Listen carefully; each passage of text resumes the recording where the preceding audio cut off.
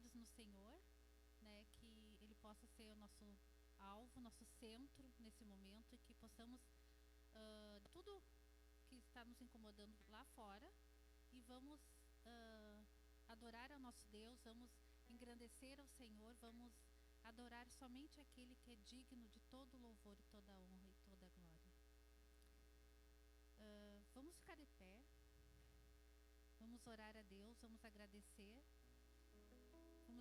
tudo aquilo que Ele tem nos dado, mesmo a gente não merecendo. Ele nos ama e Ele nos dá, porque Ele é um Pai amoroso, Ele é um Pai bondoso, Ele é um Pai que ama os seus filhos. Então Ele está pronto, né, a nos dar aquilo que a gente quer. Vamos orar então? Senhor Deus, quero te agradecer, ó Pai, por mais um momento, Senhor, estarmos na tua casa, Senhor. Muito obrigado pelo teu amor, Senhor. Muito obrigado pela tua bondade, Senhor. Muito obrigado, Senhor, pela tua misericórdia, Senhor. Obrigado, Senhor, pelo teu cuidado com nossas vidas, Senhor. Muito obrigado, Senhor, porque tu tem cuidado de cada detalhe, Senhor, mesmo a gente não percebendo, Senhor. Aquele detalhe bem significante, Senhor, tu tem nos dado, Senhor, todo o cuidado, Senhor, que merecemos, Senhor. Obrigado porque o teu Espírito Santo, Senhor, tem estado aqui, Senhor, e eu creio que Ele está aqui nesse momento, Senhor. Que o teu Espírito Santo possa abrir nossos corações, ó Deus, para ouvir a tua palavra, Senhor. Recebe nosso louvor, Senhor. Recebe nossa adoração, ó Deus. Em nome de Jesus eu te agradeço por tudo. Amém.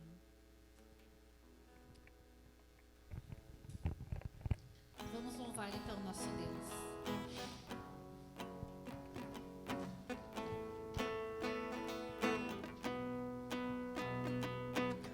Dos montes corre para o mar, teu rio de amor por mim. Eu abrirei meu coração, deixando a tua cura entrar. Me alegro por te pertencer, levantarei as minhas mãos. O teu amor me alcança e me faz louvar-te. Cantarei teu amor para sempre. Cantarei teu amor para sempre. Cantarei teu amor para sempre. Cantarei teu amor. Dos montes corre para o mar, teu rio de amor por mim. Eu abrirei meu coração, deixando a tua cura entrar. Me alegro por te pertencer, levantarei as minhas mãos. O teu amor me alcança e me faz louvar-te. Cantarei teu amor para sempre. Cantarei teu amor para sempre. Cantarei teu amor para sempre. Cantarei teu amor. Meu coração exulta, de alegria eu canto. Se o mundo conhecer a ti, ele se encherá com a tua alegria. Cantarei teu amor para sempre. Cantarei teu amor para sempre. Cantarei teu amor para sempre. Cantarei teu amor. Amém, Senhor. Obrigado, Deus. Obrigado, Senhor.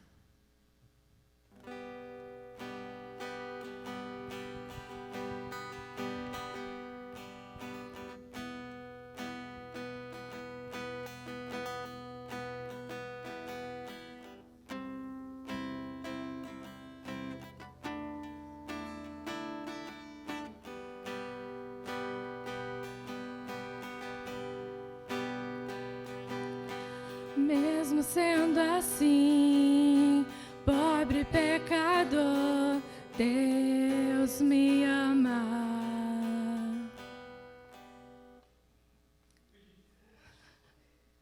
Vamos começar de novo? Tá bom. Tá bom.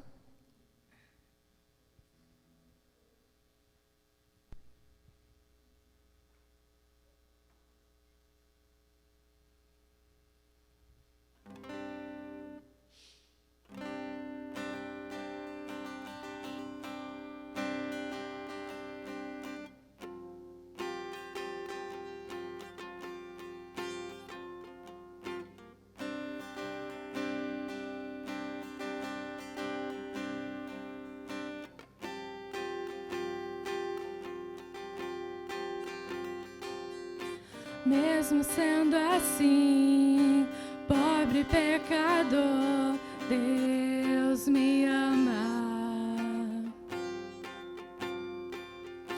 Mesmo sendo falho, mesmo sem merecer, Deus me ama. Se estou forte, se eu estou de pé, Deus me ama. Se estou fraco, se eu estou caído, Ele não deixa de me amar.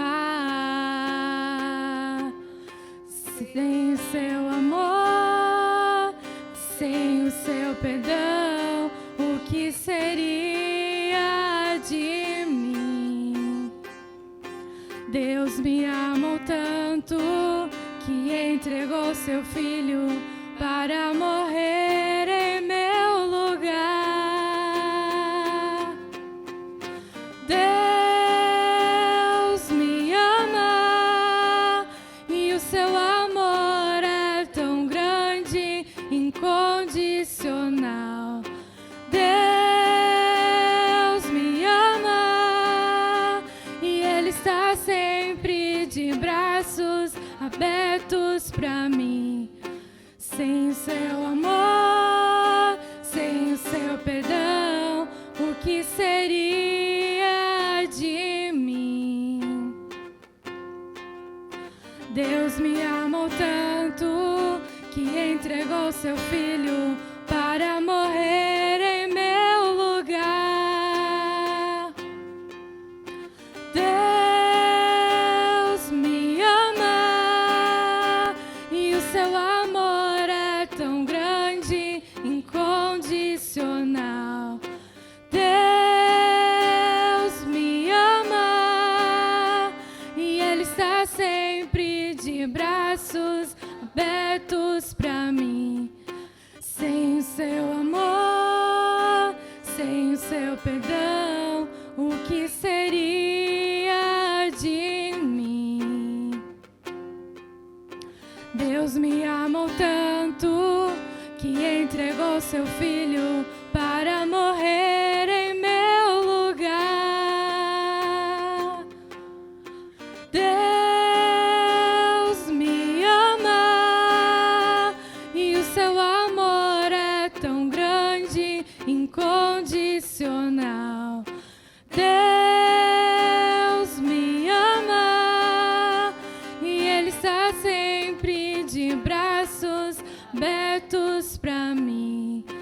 Deus me ama e o seu amor é tão grande, incondicional. Deus me ama e Ele está sempre de braços abertos para mim. Amém.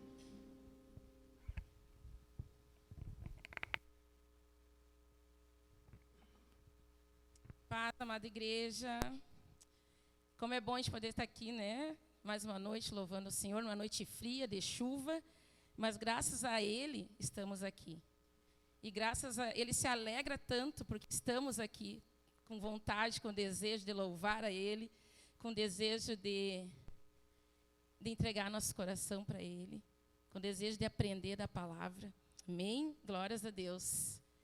Vamos estar fazendo o nosso momento de oração pela família, os ministérios da nossa igreja, missões nacionais, o irmão Norival, questão da saúde, o irmão Hélio também, questão da saúde, a Ticiana também, questão da saúde, pelo nosso bairro, cidade, país, enfermos da nossa igreja, amém? Se você tem um desejo no seu coração, aí também pode estar orando neste momento, pode estar se unindo aí com a sua família, com o seu familiar. A gente tem a liberdade para poder, quem quiser se ajoelhar, pode se ajoelhar, quem quiser, né, levantar a voz bem alta e louvar e clamar ao Senhor, agora é o momento, unidos como igreja, amém? Vamos estar fechando os nossos olhos, estar orando então. Pai amado, Pai querido, obrigado, Paizinho, pela tua fidelidade em nosso viver, Senhor. Glórias te damos, ó Pai amado, pela tua bondade, pelo teu amor que é imensurável por nós, ó Pai. Realmente tu nos amas, Senhor. E estamos aqui para falar contigo, ó Paizinho, como igreja, Pai querido. Ouve o nosso clamor, Senhor. Ó Pai amado, clamamos a ti, Senhor, pelos ministérios da nossa igreja, Senhor. Continue abençoando, Senhor. Continue dando ânimo, Senhor, sabedoria a cada liderança da nossa igreja, Senhor. Pelas famílias, ó Pai amado, da nossa igreja, o mês de maio, o mês da família, Senhor. Abençoa, Senhor, as famílias da nossa igreja, os familiares que ainda não te conhecem, Senhor. Esteja tocando no coração de cada um, Paizinho. Abençoa, Senhor, os nossos irmãos em Cristo que não estão aqui hoje, nessa noite, ó Paizinho. O Senhor sabe o motivo, ó Pai querido. Esteja abençoando, Senhor. Esteja tocando nos irmãos que estão afastados, ó Pai amado, das famílias que estão afastadas da nossa igreja, Pai querido. Clamamos a ti, Senhor. Toque no coração de cada um, Senhor, para que eles se acheguem novamente a ti, Senhor.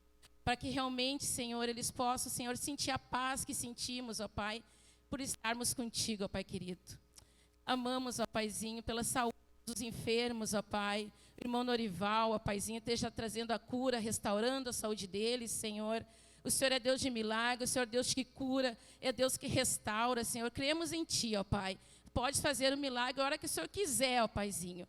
Ó Pai amado, que a nossa cabe, Senhor, a gente se descansar em ti, ó Pai, e crer. E realmente tu é fiel a nós, ó Pai. Nos perdoa pelos nossos erros, pelas nossas falhas, por muitas vezes sermos infiéis a ti, Senhor. Por pecarmos, por pensamento, por ações, ó Pai amado, mas sabemos que o teu caráter não muda, Senhor. Tu é o mesmo ontem e hoje, sempre será o mesmo, ó Paizinho. E cremos em ti, ó Pai, que tu pode restaurar, Senhor, a vida do irmão Norival, a vida do irmão Hélio também, Senhor. Colocamos ele nas tuas mãos, Senhor. Cuida, Senhor, restaura.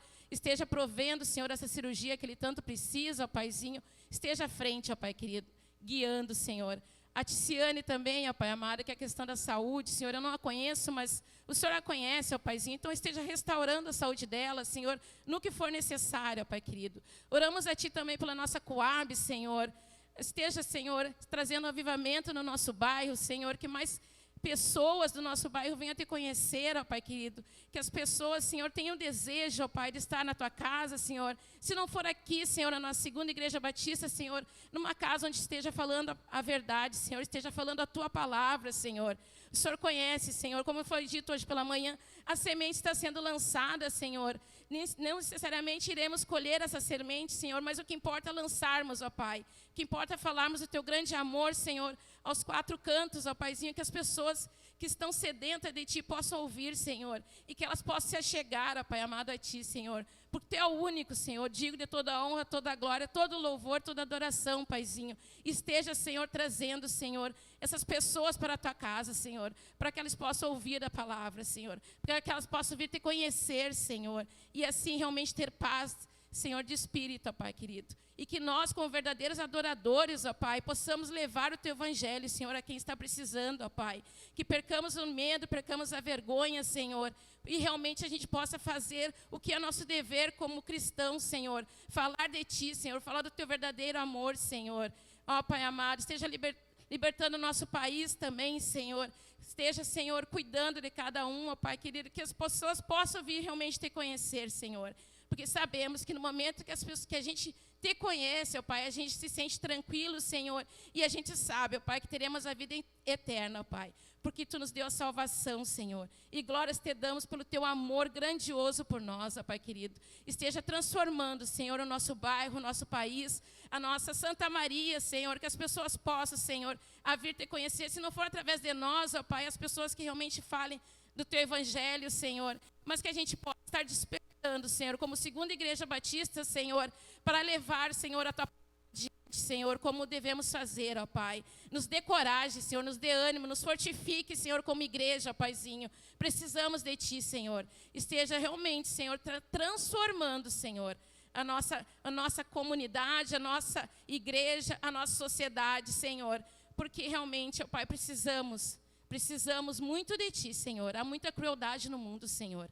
Então, Senhor, precisamos, porque para haver transformação, Senhor, precisamos te conhecer profundamente, Senhor. Que a gente, como cristão, ó Pai, a gente busque mais intimidade contigo, ó Paizinho. Que a gente possa ter verdadeiro relacionamento contigo, ó Pai. Esteja transformando o nosso viver, Senhor, porque sabes, Senhor, tu sabes, ó Pai, o quanto precisamos que tu esteja conosco, Senhor. E que a gente não venha largar da tua mão jamais, ó Pai. Que a gente não venha, Senhor, desviar o nosso olhar. Que o nosso foco seja em Ti, Senhor. Realmente estejamos focados no que Tu queres nos ensinar, Senhor. E que seja feita a Tua vontade em nosso viver, ó Pai. Mesmo que não seja do meu agrado, Senhor. Mesmo que não seja, Senhor, o que eu quero, ó Pai. Mas que Tu faça a nossa vontade em nosso viver, Senhor. Porque realmente somos Teus filhos e somos servos Teus, ó Paizinho. Esteja trabalhando e ministrando o nosso coração nessa noite. Ou melhor, continue, Senhor. Porque já está falando conosco através dos louvores, ó Pai. Continue falando conosco nessa noite através da Tua palavra, Senhor. E que a gente possa, Senhor, estar realmente removendo o nosso coração de pedra, o nosso coração endurecido e nos dando um coração, Senhor, disposto a aprender a Tua palavra. Um coração humilde, Senhor. Um coração realmente que te agrada, Paizinho. Muito obrigado por este momento que temos de liberdade. Obrigado pela liberdade que temos, ó Pai querido, de falar contigo, Senhor. Glórias te damos, Senhor. E se os irmãos fizeram os pedidos aí, cada um no seu coração, Senhor, que cada tem, Senhor, esteja já ouviu, o Senhor já sabe, ó Paizinho. Que a gente possa continuar em oração, Senhor, durante o restante da semana, por os pedidos que foram colocados aqui e os demais também que foram feitos através do coração de cada irmão, Senhor. Glórias te dou, te agradeço, ó Pai querido, por tudo, em nome do Senhor Jesus. Amém, Senhor.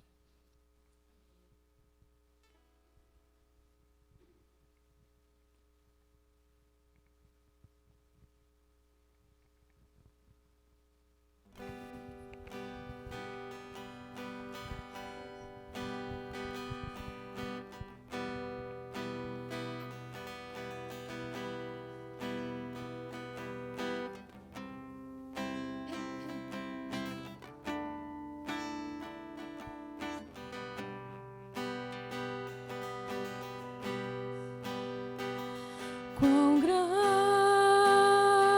é o meu Deus, cantarei quão grande é o meu Deus, e todos hão de ver quão grande é o meu Deus.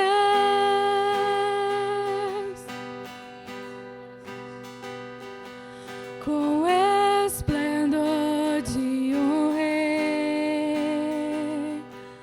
em majestade e luz, faz a terra se alegrar, faz a terra se alegrar. Ele é a própria luz, e as trevas vão fugir, tremer com sua voz, tremer com sua voz. Quão grande é o meu Deus, cantarei quão grande é o meu Deus, e todos hão de ver quão grande é o meu Deus.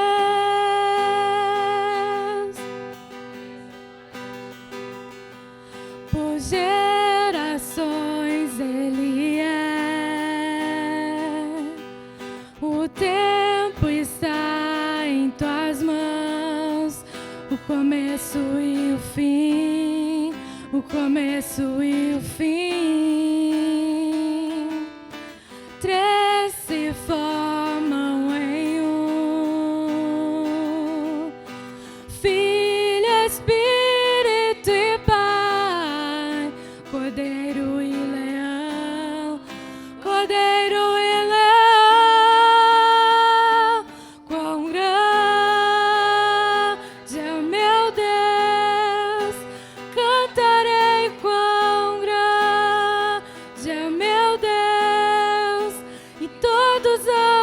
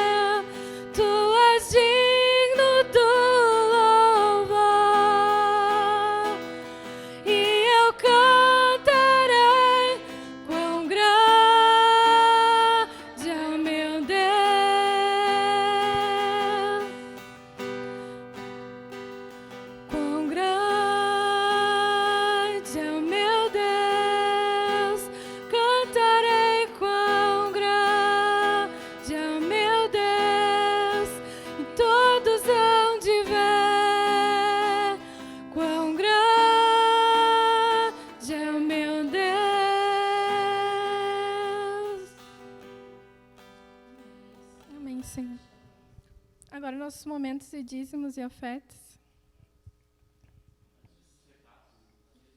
Ah, sim, desculpa. Deixa eu passar. E agora, os nossos avisos. Os avisos da Segunda Igreja Batista de Tancredo Neves. Primariamente, eu gostaria de iniciar agradecendo aos irmãos que ajudaram no nosso mutirão que aconteceu no dia 1 de maio. Eu deixo aqui o nosso muito obrigado e fiquem ligados, porque teremos mais convocações para próximos mutirões, hein? Além disso, no sábado passado agora, tivemos o nosso primeiro encontro de adolescentes. Foi uma bênção, irmãos.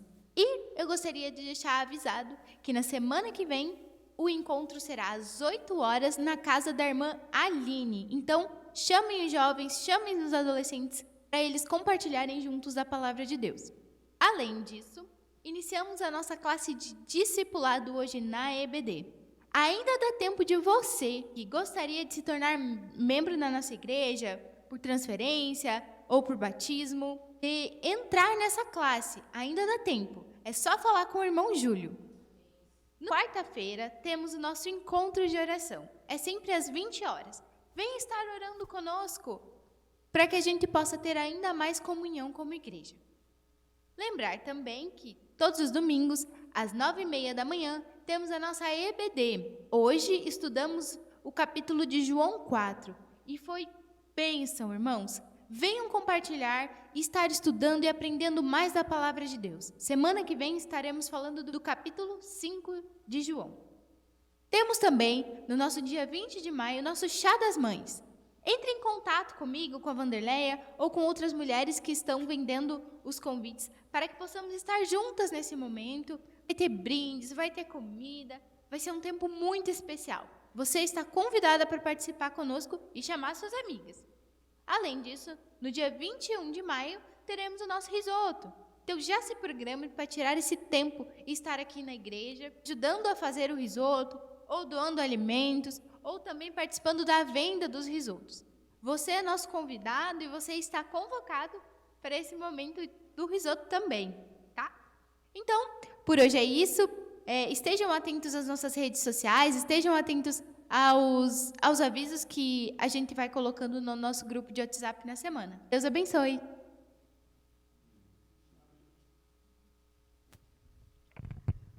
Momentos, então, de dízimos e oferta da nossa igreja. Diz ali, contribua com alegria. Quanto é importante a gente contribuir com alegria. Eu me converti em 2007 e aprendi a importância do dízimo, o porquê do dízimo, né? Para onde ele ia. Então, desde lá, irmãos, salvo algumas dificuldades familiares, eu tenho dizimado. E sinto feliz, eu estou dando meu testemunho, porque eu me sinto feliz em trazer, porque eu sei que é para um concerto, é para um momento que a igreja precise, né? É para o sustento pastoral. Então, eu gostaria de pedir nesse momento, que é um momento só dos membros, né? Para dízimos, ofertas pode ser para os nossos visitantes também, que sentirem no coração de estarem ofertando o nosso gasofilácio, possam estar trazendo aqui para nós, podermos estar usando na obra do Senhor aquilo que o Senhor oferta a gente com amor. Como diz na palavra dele, em Malaquias, trazei o seu dízimo, traz a sua oferta à casa do Senhor, né? E é um texto tão bonito que, às vezes, a gente usa ele meio de cantinho, né? Mas esse texto é tão bonito, né? Porque vai trazer para benefício, vai ser benefício para a nossa obra. Então, aquele irmão que está aqui hoje conosco, nessa noite chuvosa, como disse a irmã Adriana, que quiser trazer seu dízimo, a sua oferta, no nosso gasofilácio, pode se sentir à vontade.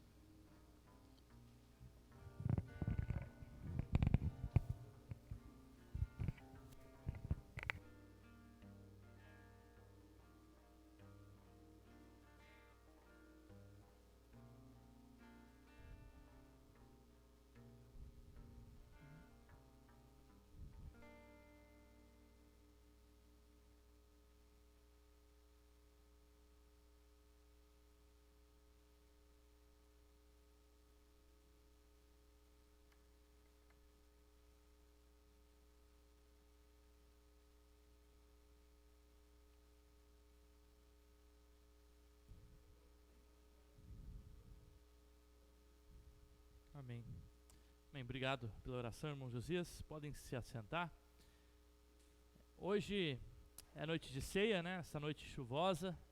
Muita gente ficou em casa. Então, boa noite a todos que estão aqui. Vou estar sempre olhando para o lado esquerdo, né? Porque a gente só tem lado esquerdo aqui hoje, da plateia. Não, tem uma irmã, né? Não, pode ficar aí, para eu poder olhar para os dois lados, né? Eu também gostaria de dar boa noite aí para aqueles que estão nos assistindo online.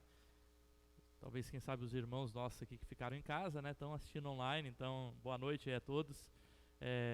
Hoje nós vamos continuar a nossa meditação que a gente tem feito, né? Na exposição à carta 1 Coríntios. E na última semana a gente finalizou o primeiro capítulo, verso 26 a 31, e hoje a gente vai entrar no capítulo 2 de 1 Coríntios, e por conta também do tempo, a gente vai ficar mais especificadamente ali nos versos 1 a 5. No 1 Coríntios, capítulo 2, versos 1 a 5, nós vamos conversar um pouquinho sobre esse texto, aprender um pouco da palavra de Deus e fazer algumas aplicações práticas para nossa vida, por meio da palavra de Deus ao nosso corações. Então, se você puder, abra a sua Bíblia então aí, 1 Coríntios, capítulo 2, versículo 1 a 5.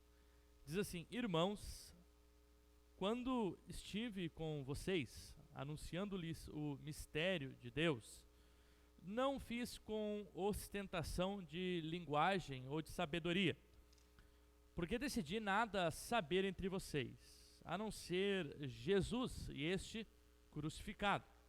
E foi em fraqueza, temor e grande tremor que eu estive com vocês. A minha palavra e a minha pregação não consistiram em linguagem persuasiva de sabedoria, mas em demonstração de espírito e de poder, para que a fé que vocês têm não se apoiasse em sabedoria humana, mas no poder de Deus. Oremos. Pai, estamos aqui nessa noite, diante da Tua palavra, que é vida para nós.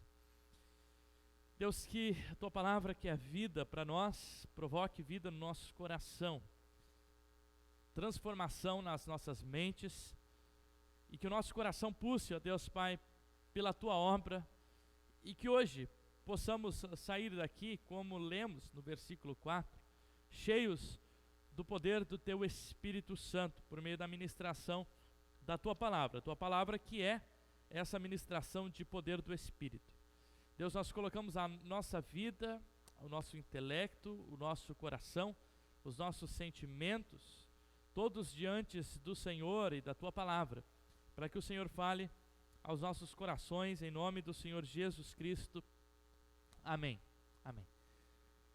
Nós estamos estudando aí o texto de 1 Coríntios, expondo, né, conversando um pouco sobre 1 Coríntios, e a gente viu que a igreja de Corinto, né, a gente está com a série chamada Cruciforme em Formatação, porque a gente entende que a carta de Paulo à igreja de Corinto é uma forma de manifestação de Deus, aquela igreja, mostrando uma visão da fé a partir da cruz de Cristo, a cruz de Cristo como a forma pelo qual se deve enxergar a vida, né? E até o capítulo 4, a gente viu que Paulo tem combatido a questão da divisão dentro da igreja, e ele utilizou já alguns argumentos para falar sobre essas divisões. O primeiro argumento foi justamente dizer sobre o argumento da cruz de Cristo, o quanto a cruz de Cristo ela era loucura de Deus para os homens, escândalo para aqueles que não creem, né? Mas é pela loucura de Cristo, pela loucura da cruz, né, de Deus, que Deus se manifestou ao ser humano, não por meio da sua sabedoria ou do mérito do ser humano, mas ele escolheu o elemento da cruz, né, como um elemento que era um escândalo, um elemento que era considerado algo de repulsa, algo que era considerado algo constrangedor e terrífico, e muito triste naquela época para se manifestar, né? Deus se manifesta por meio dessa cruz. Na semana passada, nós vimos do versículo 18, de 26 a 31, Paulo ele utiliza o segundo argumento, que é a situação daquela igreja de Corinto, né? E ele fala: considerem a vossa vocação. E de fato, na vossa vocação, vocês que foram chamados para o time de Deus, não havia entre vocês muitos que eram sábios, de nobre nascimento, ou que eram inteligentes. Mas Deus, aprove Deus a escolher esse time, para que a partir de vocês, o ministério da cruz pudesse se manifestar na igreja de Cristo. E agora Paulo utiliza o seu terceiro argumento para falar o porquê que aquela igreja deveria se comportar, entender o chamado da cruz como um chamado uníssono, para que essa igreja vivesse de uma só forma. E Paulo utiliza o próprio exemplo da sua pregação. É isso que ele está fazendo do verso 1 a 5. Então primeiro ele exemplifica utilizando o exemplo da cruz como loucura para o mundo. A cruz que é loucura para aqueles que estão lá fora, que olham para o evangelho como algo que realmente vai ao avesso de tudo aquilo que se crê no mundo. Depois Paulo utiliza o exemplo dos próprios irmãos para mostrar que o poder na sabedoria de Deus, Deus escolheu os mais frágeis, Deus escolheu os mais indoutos, Deus escolheu aqueles que não foram escolhidos por ninguém para manifestar o seu poder. E agora Paulo utiliza a sua pregação para mostrar justamente como o poder de Deus se manifestou na fragilidade da pregação do próprio apóstolo Paulo. O apóstolo então transiciona o assunto, indicando a forma com que ele havia ido à igreja de Corinto. Atos 18 narra, 17 e 18, essa ida de Paulo à igreja de Corinto e a permanência dele por 18 meses lá. E ele diz então que ele foi a essa igreja não com ostentação de linguagem ou sabedoria, pois ele escolheu que entre eles o que deveria ser pregado era o Cristo crucificado. Antes, ele foi em fraqueza, tremor e temor, não com linguagem persuasiva de sabedoria, para que o poder de Deus pudesse se manifestar, entendendo que a pregação não se apoia na sabedoria humana, mas que a pregação se apoia no próprio poder do Espírito Santo de Deus. E é sobre isso que a gente vai conversar um pouquinho. A gente vai falar sobre o ministério da pregação do apóstolo Paulo e que tipo de mensagem, né, nós podemos pensar é a mensagem do apóstolo àqueles que estão escutando.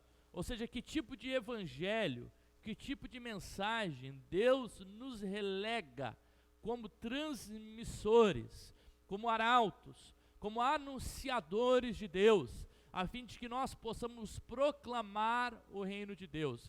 Que mensagem é essa que unifica a igreja? Que mensagem é essa que é poder de Deus? Que mensagem é essa que afeta aos corações? E, diante disso, nós podemos também pensar que tipo de mensagem, muitas vezes, as igrejas do nosso tempo, né, da nossa época, têm pregado.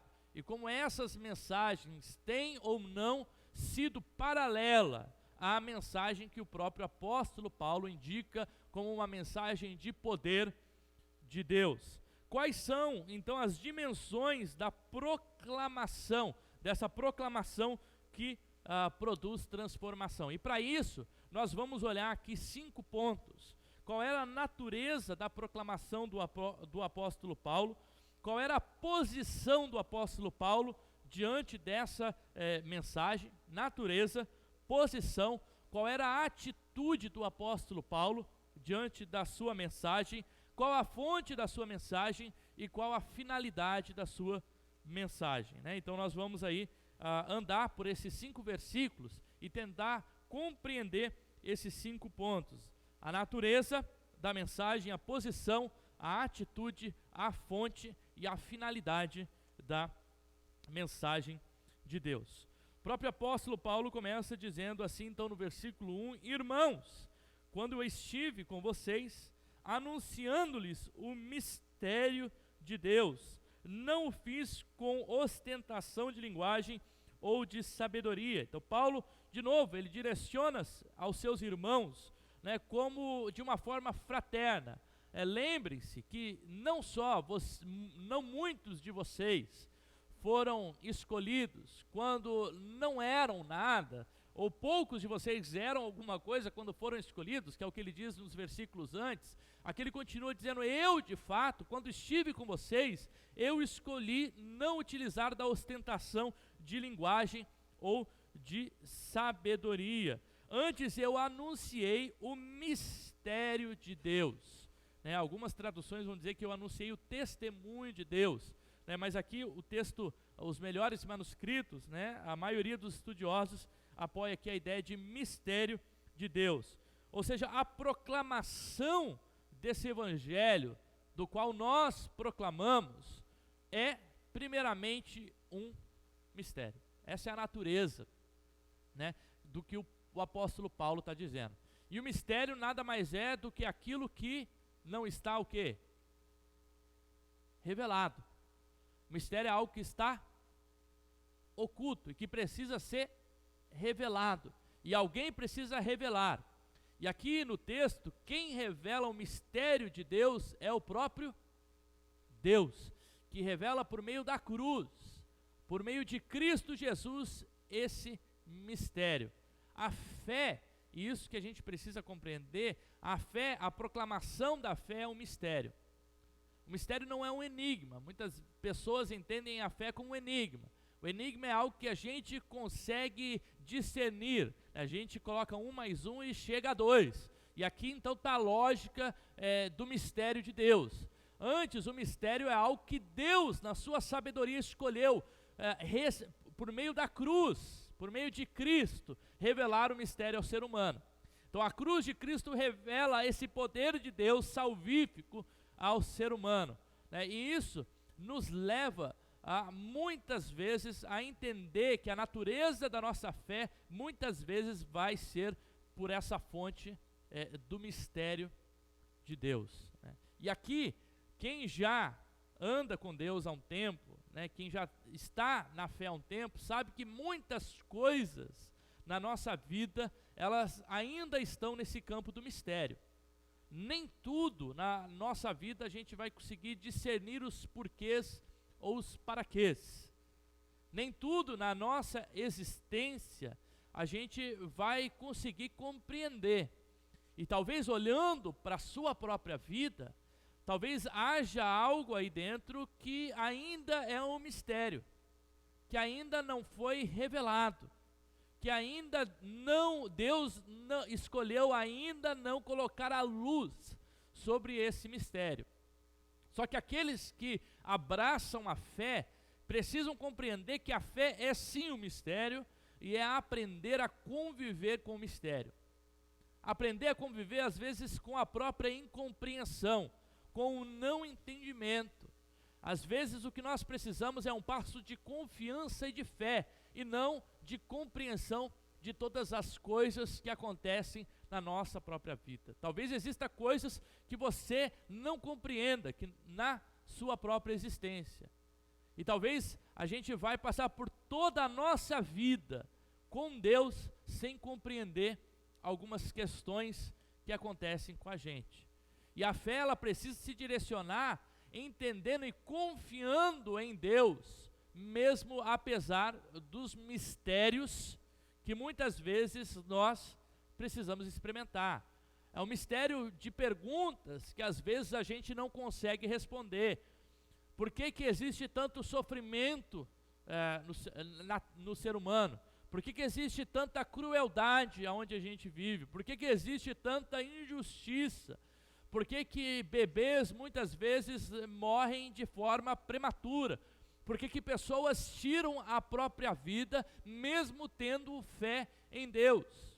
Por que que muitas vezes nós passamos por experiências indesejadas, de sofrimento, de enfermidade não esperada na nossa existência? Muitos que compreendem a fé como esse enigma que pode se resolver quando chega-se diante desses mistérios não resolvíveis na vida. Eles entram em parafuso e em crise. E entram em crise porque a fé ainda, para a pessoa, muitas vezes é esse enigma que precisa ser resolvido. Que se não tem explicação, eu não consigo depositar a minha fé em Deus. E a fé é justamente esse mistério de Deus. É isso que o apóstolo Paulo está dizendo, né? Irmãos, quando eu estive com vocês, eu anunciei o mistério de Deus. Eu anunciei algo que estava oculto, mas que Deus revelou por meio da cruz. Por meio de Jesus Cristo, o mistério de Deus ele foi revelado. E pode ser que muitas coisas sejam reveladas a nós durante a nossa vida, né? Mas nem tudo será revelado. Mas aquilo que é mais importante do mistério da cruz já foi revelado por meio de Jesus.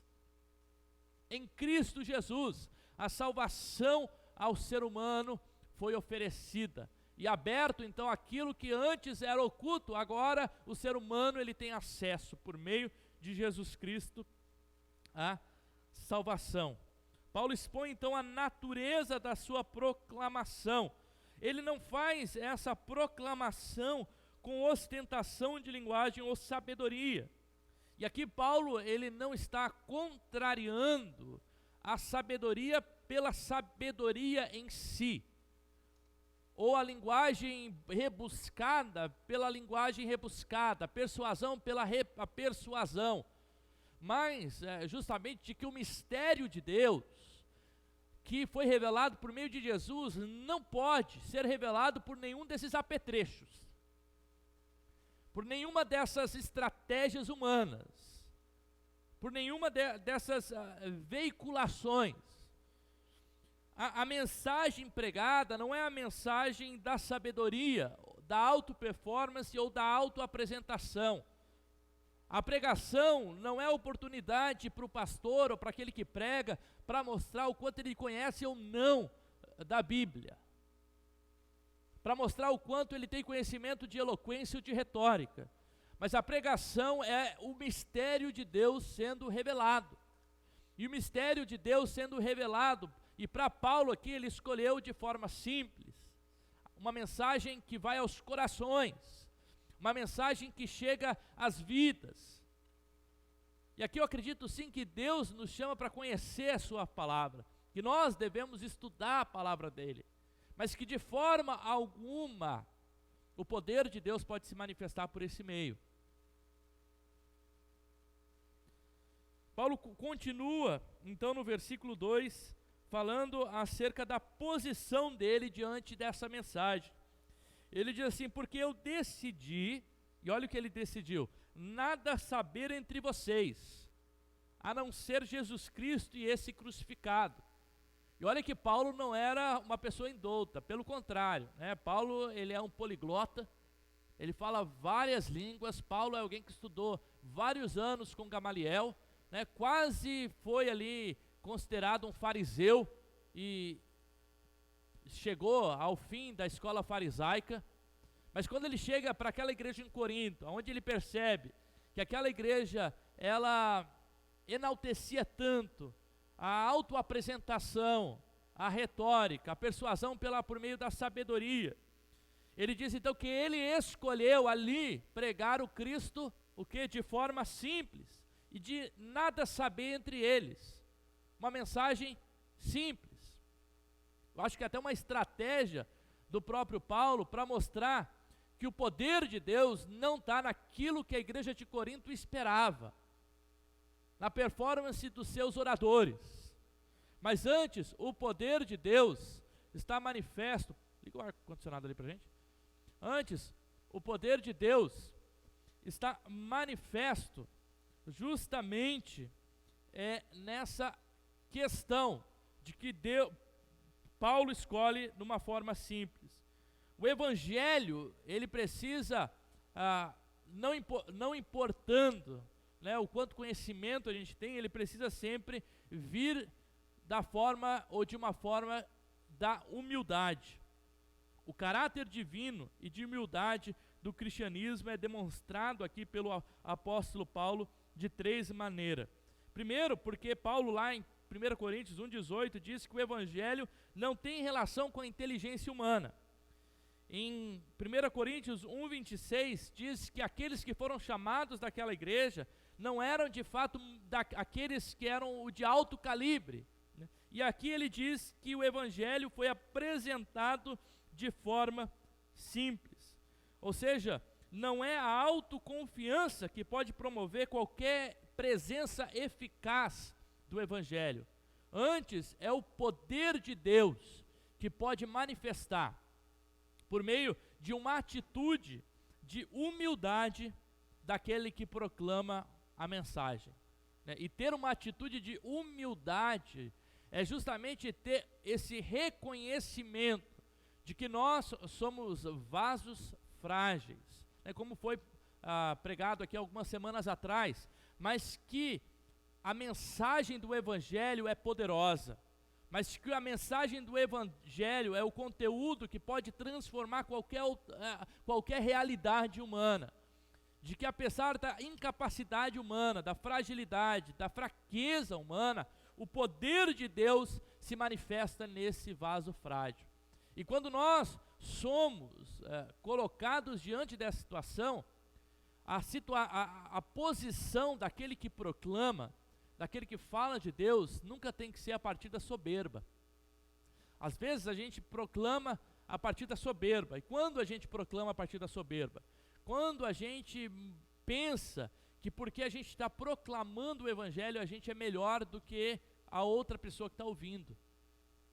Às vezes a gente tem essa atitude de soberba, quando nós evangelizamos e dizemos, eu tenho a verdade, o outro não tem a verdade, então o outro precisa simplesmente escutar e ficar quieto diante da mensagem que eu estou proclamando para ele. A gente tem essa atitude de soberba quando a gente entende que a redenção de Deus, lembra que a gente viu lá no final do capítulo 1, né, a redenção, a santificação, a justificação e a sabedoria de Deus, né, que é nisso que a gente tem que se gloriar, né, de que essas coisas são motivos da gente se considerar melhor do que outras pessoas. Mas pelo contrário, Paulo, quando ele proclama, ele entende que a sua posição precisa ser uma posição de humildade, porque a proclamação do evangelho não nos coloca de pé, nos coloca de joelho diante de Deus, e reconhecendo que o poder, ele é de Deus. Ou seja, a natureza do evangelho é que o evangelho é misterioso. A posição daquele que proclama é uma posição de humildade. A atitude daquele que proclama é uma atitude de temor e de tremor, que nada mais é do que uma atitude de reverência. É isso que ele diz aqui no versículo 3, ele diz, e foi em fraqueza, temor e tremor que eu estive com vocês. Temor e tremor nas escrituras é um par de termos que sempre se referencia à posição daquele que quando ele se encontra com Deus, ele tem uma atitude de reverência diante de Deus. É necessário que aquele que proclama a mensagem, ele tenha aquele frio na barriga, todas as vezes antes de ele falar do evangelho. A gente que proclama, pastor, né, normalmente quando você vai falar em público, a gente sabe que dá aquele frio na barriga. Eu acho que isso é importante porque nos coloca diante do valor da mensagem. A gente não está carregando uma mensagem de clube, uma mensagem de alegria, é uma mensagem de salvação, é uma mensagem que pode decidir o destino eterno de uma pessoa. E diante de uma mensagem que pode decidir o destino eterno de uma pessoa, a atitude ela tem que ser de reverência. Ela tem que ser uma atitude daquele que diz, ai daquele que conduz essa mensagem de uma forma inapropriada. Ai daquele que vai para as escrituras e distorce as escrituras para o seu próprio benefício. Por isso que é uma grande responsabilidade não só do pastor, mas de todos aqueles que agora são filhos de Deus e possuem a mensagem do evangelho para proclamar, de ter uma atitude de reverência, de não ousar falar Deus disse, quando Deus não diz, de não ousar falar, olha, isso é vontade de Deus, quando é a sua própria vontade, ter o discernimento e a sabedoria de ter um espírito de temor e tremor diante da mensagem de Deus, que é uma palavra de vida, é uma palavra de vida eterna, é uma palavra que muda toda a realidade. Diante da majestade de Deus, a nossa atitude é uma atitude de temor e de tremor. É assim que os anjos, por exemplo, quando eles chegam diante de Deus, Isaías diz, né, que eles dizem: santo, santo, santo é o Senhor dos exércitos. Uma atitude de tremor e de temor. Paulo diz que ele, na fragilidade, ele pregou essa mensagem. Gálatas 4,15 também diz um pouco dessa fragilidade de Paulo à igreja de Gálatas. Ou 2 Coríntios 12, 7 a 10, Paulo também diz de novo que a sua presença é fraca. Um livro apócrifo, né, que não entrou nas escrituras, Atos de Paulo e Tesla, acho que é isso o nome. Ali fala sobre a aparência de Paulo, né? Diz que Paulo ele era baixinho, careca, com nariz grande,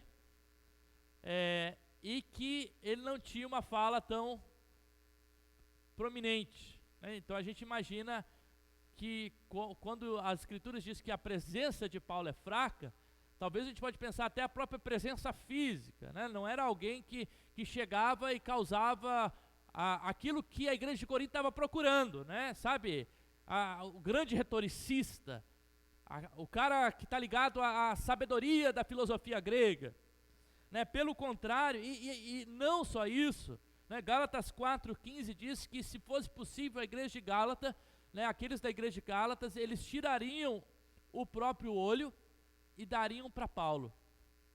Possivelmente Paulo tinha um problema de visão, né? Em uma das suas cartas ele diz assim, que eu escrevo em letras garrafais, a fim de que vocês consigam entender aquilo que eu estou escrevendo. Alguns estudiosos entendem que 2 Coríntios, quando Paulo diz que tem um espinho na carne, que talvez Paulo sofria de epilepsia, além disso. Então a gente vê alguém que possivelmente, que tinha, né, alguns problemas, só que Paulo está falando, foi nessa fragilidade minha, nessa fraqueza minha, justamente que o poder de Deus se manifesta. O poder de Deus não está na nossa força, ou na nossa capacidade, mas na capacidade de Deus de fazer por meio de nós. Além disso, a fonte da mensagem é a fonte do Espírito. Versículo 4 ele diz, a minha palavra, a minha pregação, não consistiram em persuasão de linguagem, de sabedoria, mas em demonstração do Espírito de Deus. E aqui, quando ele diz em demonstração do Espírito e de poder, né, alguns entendem que é o poder do Espírito.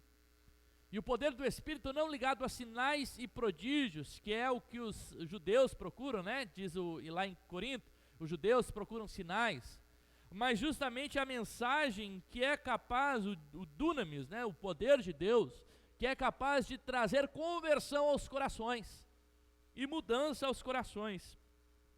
Paulo confia no poder de Deus para demonstrar o Espírito Santo que na sua ação convence os corações e as mentes da verdade do Evangelho. Aqui então, a forma ou a fonte da mensagem é sempre o Espírito de Deus. E a mensagem é poderosa, não porque a gente utiliza de artifícios para que a mensagem seja poderosa, de artifícios de convencimento, de artifícios de jogo de luzes, né, de artifícios de fundos musicais e notas menores para mexer com a emoção humana.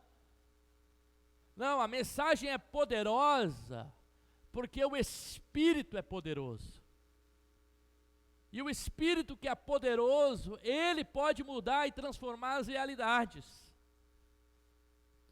Ou seja, o que Paulo está dizendo é que a sua mensagem, Paulo ele escolhe pregar essa mensagem de forma de não ostentando, porque ele compreende que a mensagem não tem a ver com a sua ostentação de linguagem, mas tem a ver com o poder de Deus que se manifesta. Eu acho que é isso que a gente tem que clamar todas as vezes que a gente pregar a mensagem. Né, tem uma mensagem, uma citação bíblica, né, que diz que o Espírito de Deus vai falar as palavras que a gente tem que falar quando a gente precisar diante dos governantes, né? Eu acho que é mais ou menos isso, rogar para que o Espírito de Deus, aquele espírito profético do Antigo Testamento, sabe? O Espírito de Deus pairou sobre o profeta e ele então entregava a mensagem. Que nós sejamos esse receptáculo da mensagem, de uma mensagem divina, que está nas Escrituras, essa mensagem de poder. Poder de Deus. E o resultado da mensagem é uma mensagem que resulta em fé. O versículo 5 diz: para que a fé de vocês não se apoie na sabedoria humana, mas no poder de Deus, né? Ou seja, o resultado de uma mensagem que a fonte é o próprio Espírito e o poder de Deus, é uma fé que confia no Espírito e no poder de Deus. É uma fé que entende que a mensagem de Deus, ela é misteriosa, mas que Deus escolheu revelar por meio da cruz, que para muitos era loucura, para outros era escândalos, para muitos é o avesso de tudo aquilo que a pessoa projetou toda a vida dela. Porque a mensagem antagônica à mensagem da cruz é a mensagem da fama, é a mensagem do poder, é a mensagem da autopromoção, é a mensagem do coach de egos, para que o ego cresça como se o nosso ego fosse tão importante assim para Deus. E muitas dos nossos púlpitos estão cheios dessas mensagens. Mensagens de autoapresentação, de testemunho pessoal, não daquilo que Deus fez, né, mas muitas vezes elevando o próprio eu e de como eu sou bom. Mensagens de autoajuda, de fé em si mesmo, né? Creia que vai acontecer, como se a gente tivesse um poder tão grande de mudar as realidades, de superioridade nossa em relação a outras pessoas. Os nossos púlpitos muitas vezes são essas mensagens que são pregadas, a mensagem que enaltece o ser humano. Mas olha que mensagem bonita do pastor, como ele fala bem, né? E não que tenha problema em ter uma mensagem bem elaborada, bem pregada, né, em que onde você vê que realmente houve um tempo de dedicação. Pelo contrário, acho que é isso que Deus espera, a excelência de nós, que nós façamos o nosso melhor. Mas de forma alguma, é isso que é o poder de Deus, é isso que é a manifestação da revelação de Deus, é isso que traz transformação. Pelo contrário, é quando a gente se depara diante da cruz e da loucura dessa mensagem da cruz. Todas as outras mensagens, elas são importantes, mas o que é central é a mensagem da cruz. É importante que a gente se reúna com os nossos adolescentes e que ali a gente converse sobre os mais diversos assuntos, sobre profissão, sobre namoro, sobre sexualidade, né? É importante que a gente fale com as mulheres, né? Sobre ser mãe, sobre a mulher em si, sobre os períodos da mulher, sobre a experiência de ser uma mulher, com os homens, como é ser pai, como é ser marido, como é ser filho. É importante que a gente prepare a igreja, para que a igreja possa ter pessoas mais educadas, no sentido de uma educação que vai proporcionar melhores empregos para as pessoas, né, que elas procurem uma bênção financeira e terem prosperidade na sua vida, mas nada disso é central. Sabe, a ação social na igreja, tudo isso é muito importante, porque o evangelho, ele alcança todas essas dimensões, só que o que é central é a cruz. Todas essas coisas precisam emanar da mensagem da cruz, do poder de Deus que manifesta naquilo que para o homem é loucura. Paulo, ele, então, redefine a forma de enxergar a sabedoria, a maturidade, a espiritualidade, a fé, por meio da cruz de Cristo. A pregação nada mais é do que uma responsabilidade que Deus nos dá. para que por meio da demonstração do poder do Espírito haja conversão nos corações.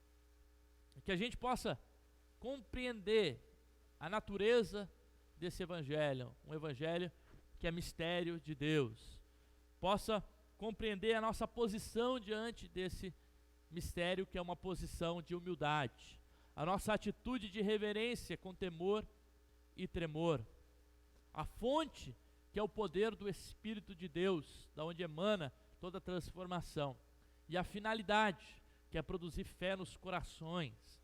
Fé firmada não na sabedoria humana, ou nada daquilo que vem da gente, mas fé firmada no próprio poder do Espírito de Deus, a nossa vida. Acho que isso nos dá um senso de responsabilidade muito maior, né? Não de fugir, tá? Responsabilidade não é para que a gente fuja, né? Tem gente, quando se encontra com a responsabilidade, a primeira atitude é a fuga, né? Se é tão assim, é melhor nem fazer. Pelo contrário, né? Pelo contrário, Deus, ele nos dá uma responsabilidade, e essa responsabilidade, um dia a gente vai prestar conta daquilo que Deus, dessa responsabilidade que a gente tem, né? A gente viu aqui hoje, no estudo da EBD, capítulo 4 ali de João, né, a progressão da vida daquela mulher samaritana. Uma mulher que era estigmatizada, que sofria preconceito social, preconceito por questão de ser mulher, preconceito por ter tido 5 maridos, né, um preconceito moral, que tinha tantos outros estigmas. Quando se encontra com Jesus, a sua história, ela se transforma, né? A princípio ela não compreende nada. Daqui a pouco ela está perguntando: será que tu é um profeta? Será que tu é o Messias? Aí daqui a pouco ela reconhece: tu és o Messias. E ela larga tudo e vai proclamar a mensagem de Deus, né? Então alguém que era estigmatizado se encontra com Jesus e se torna numa pessoa proclamadora. Essa é a nossa vida, né? Aquilo que a gente viu na semana passada. Olha onde a gente estava antes, quando Deus nos escolheu. Mas se a gente pode se gloriar, a gente se gloria na mensagem da cruz, a mensagem que nos redimiu, que nos salvou, que nos trouxe salvação. E essa mensagem, né, que é a mensagem da cruz, da pregação, ela precisa causar esse tremor no nosso coração, uma atitude de humildade, entendendo que a mensagem da cruz, o poder de Deus se manifesta. A mensagem da cruz, o poder de Deus se manifesta. E é isso que a gente faz quando a gente lembra do sacrifício de Jesus, né? A ceia, a gente tem essa lembrança do sacrifício de Jesus, do sacrifício que nos trouxe nova vida. Quando nós dizemos vencear, o mestre chama vencear, nós convidamos para que a gente relembre desse sacrifício ativo na nossa vida, e isso promove esses sentimentos no nosso coração. Queria convidar agora o Guto e a Eliza, que vão estar nos ajudando aqui na distribuição da ceia, e está lendo com vocês o texto de 1 Coríntios, capítulo 11, a partir do versículo 23. Pode ficar um de cada lado aqui, daí eu vou distribuir para vocês. Agora é o momento da gente se colocar diante, né, da cruz, do sacrifício de Jesus. E tem o símbolo aqui do pão e do cálice de uva aqui, de suco de uva, né, do vinho, que representam justamente o corpo e o sangue de Jesus, né? Foi vertido naquela cruz, a mensagem da cruz, que é loucura, né? Como que a gente pode falar de vida a partir de uma mensagem de morte? Isso é loucura. Mas é essa loucura que Deus revelou à sua igreja, e é essa loucura que promove salvação e vida eterna no coração das pessoas, né? Antes da paixão de Cristo, Jesus se reúne com os seus discípulos, e o apóstolo Paulo, então, ele diz as seguintes palavras, né, porque eu recebi do Senhor aquilo que também eu vos ensinei. Que o Senhor Jesus, na noite em que foi traído, ele toma o pão, né, e reparte, e disse: esse é o meu corpo que é partido por vós. Fazer isso em memória de mim. E semelhantemente, tendo tomado também o cálice da nova aliança, que simboliza o seu sangue, ele diz: esse é o meu sangue que é derramado por vocês. Fazer isso também em memória de mim. Porque todas as vezes que vocês se reúnem para comer, para beber, vocês fazem isso em memória de mim. E a gente estudou um pouquinho, né, dessa mensagem na última ceia, que é uma mensagem de unidade da igreja. É um corpo que é chamado para cear junto, para esperar uns pelos outros. Nesse momento, então, os nossos irmãos vão estar distribuindo os elementos da ceia. E eu quero que você, que quer participar, que deseja participar com a gente, que se entende, que faz parte desse corpo, né, tome na sua mão esses elementos, né, e logo após o louvor, vai estar tocando aqui uma música, e depois da música a gente vai estar convidando aqui a todos a cearem juntos. Bom, podem distribuir os elementos.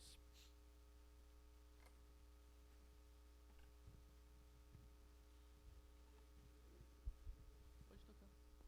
Pode distribuir só mesmo.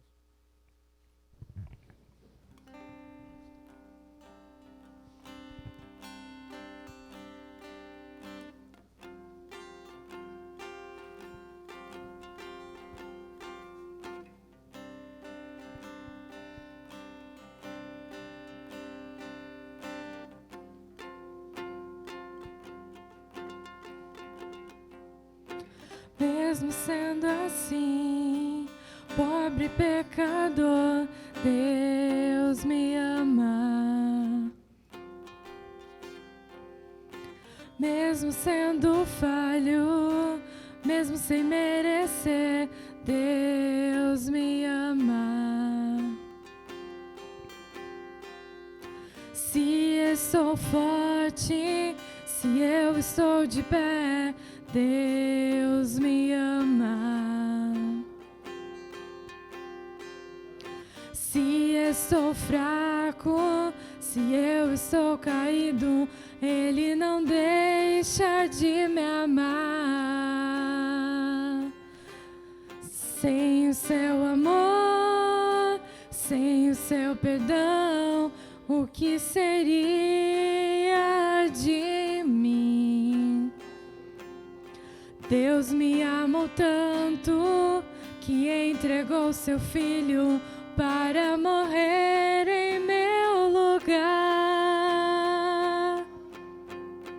Deus me ama e o seu amor é tão grande, incondicional.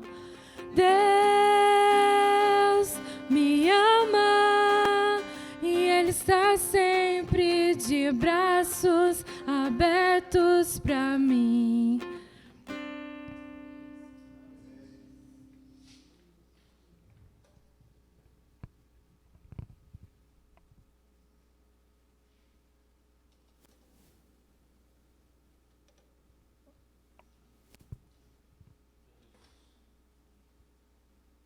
A ceia, ela é esse símbolo daqueles que compreendem que são discípulos de Jesus, né? Quando a gente entende que a ceia ela foi ministrada diante de Jesus e dos seus discípulos, é um convite de Jesus àqueles que entendem que são discípulos de Jesus, que são seguidores de Jesus, a participarem.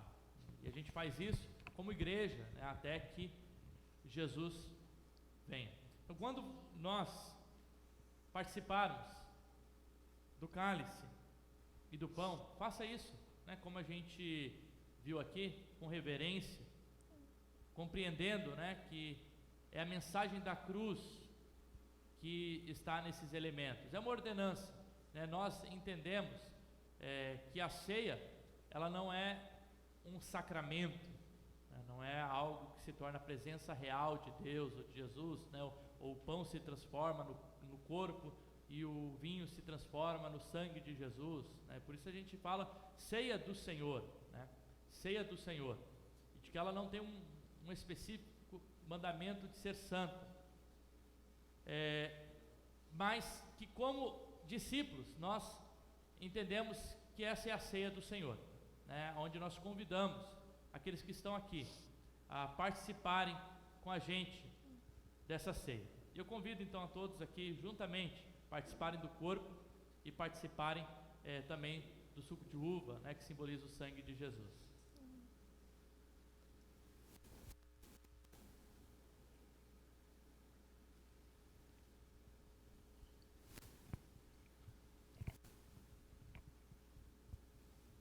Pai, obrigado. Obrigado, Jesus. Obrigado por essa oportunidade de cearmos contigo, Pai. Obrigado pela oportunidade de contigo participarmos, ó Deus, Pai, desse privilégio de nos lembrarmos da tua mensagem, Pai. Deus, a tua mensagem que é o poder de Deus, é o poder de Deus. A gente como igreja, Pai, o nosso desejo é que esse poder de Deus, através de nós, por meio de nós, alcance esse bairro, Pai. A mensagem da cruz que nós cremos, Pai, do teu poder manifesto naquela cruz do Calvário, possa alcançar aqui, transformando as realidades, Pai. Transformando a realidade daqueles que roubam, que não roubem mais, Pai. Daqueles que vivem em prostituição, que não vivam mais em prostituição, Pai. Daqueles que mentem, Pai, eles possam ser encontrados com a verdade. Daqueles que cometem adultério, Pai, que eles se encontrem com a fidelidade de Cristo e que isso promova a fidelidade no coração, Pai. Daqueles que não amam as pessoas, que eles passem a amar as pessoas, porque esse é o teu mandamento, Pai.